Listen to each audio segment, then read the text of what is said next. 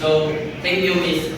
Abigail. So the next is the eighth principle, which is the assessment of learning should never be used as punishment or as a disciplinary measure.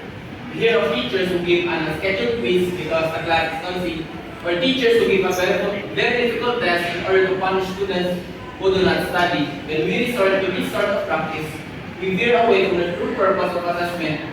It is to validate learning. We also contribute to the development of students who prone to any form of learning assessment for these guests identified with punishment. This simply means that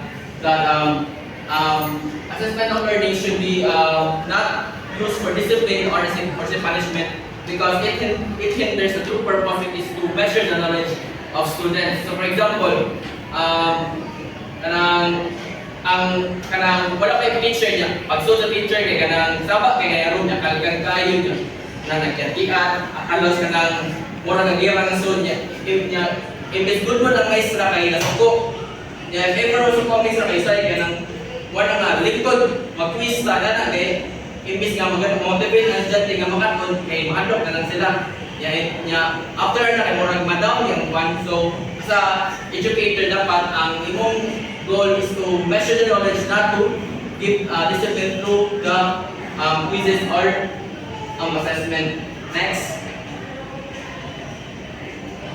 is the results of learning assessment must be communicated regularly and clearly to parents. So can they raise Yana? Results of learning assessment must be communicated regularly and clearly to parents. Parents are keenly interested in the progress of their children in school. They like to know how their children are doing in school and how they can help their children learn. Parents are also our customers, and more than that, our partners in the education of their young. So this simply means that parents and schools should be partners in education. Simply because in order for the parents to know what is the progress or the happenings of few children in the school. For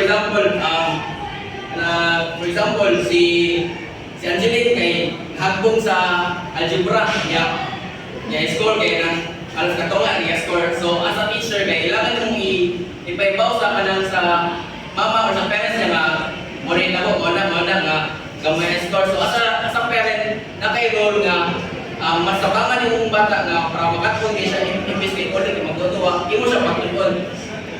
Next, Ellie Ray Mika.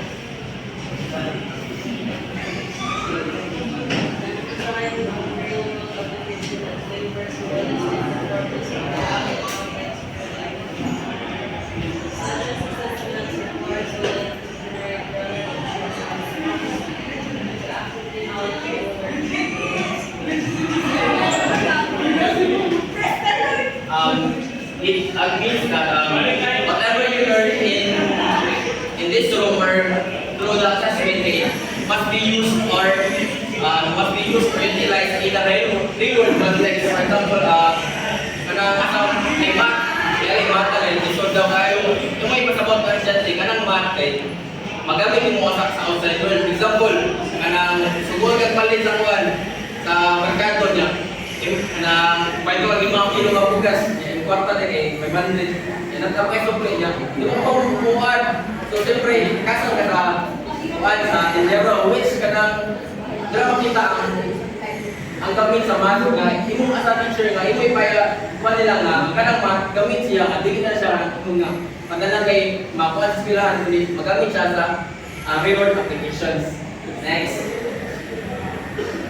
To ensure learning, do formative assessments. So, formative assessment means that during discussion or the discussion proper which kanang example sa oral kanang manawag ang maestra or like kanang mga siya kanang reflection nyo sa kwan kanang kung sa inyo naptan before siya move on sa next topic.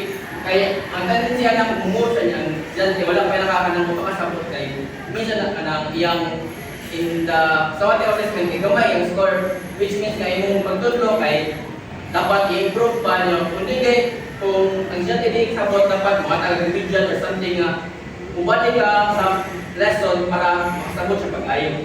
Next.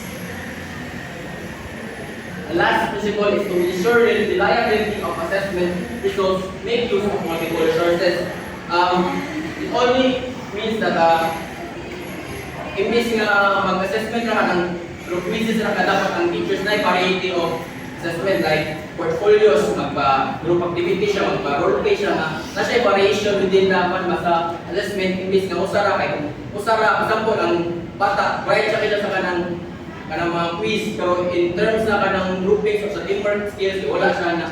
So sa kita lang dapat na variation imbis nga usara pa siya dapat dagan ka kanang magamit nga mag-group para makuha siya ang grado. That's all. Thank you. So ang overall context niya kay kanang ang assessment dili na siya magamit kanang dapat fair, useful ya supportive kay if kani sakto gamit kay magamit nimo sa kuan sa reward applications niya also maka-motivate siya o maka-build sa students. Thank you.